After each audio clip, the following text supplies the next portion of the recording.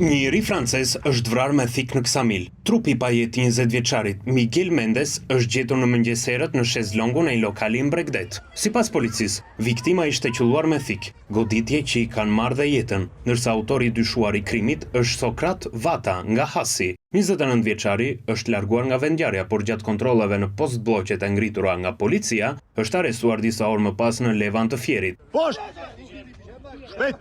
Vata ishte fshehur në bagazhin e një makine që drejtohej nga një shtetase turke dhe ku ishte pasagjer një tjetër turk. Sipas të dhënave nga hetimi, autori punonte si roje sigurie në lokal ku mësohet se është konfliktuar me turistin francez për një femër. Më pas e ka nxjerrë atë jashtë ku dhe e ka qelluar për vdekje disa herë me thik në shpinë dhe në krahëror. 29 vjeçari Asian Sokrat Vata është një emër i njohur për policinë britanike pasi në Angli është person me precedent penal. Sokrat Vata është arrestuar dhe dënuar në Angli në vitin 2024 për trafik droge. Më herët, ai ishte përfshirë në 2 episode ndjekje nga policia angleze pasi bënte manovra të rrezikshme me makinë, ndërsa tentonte t'i shpëtonte kontrollit të policisë pasi kishte kokainë në mjetin e tij.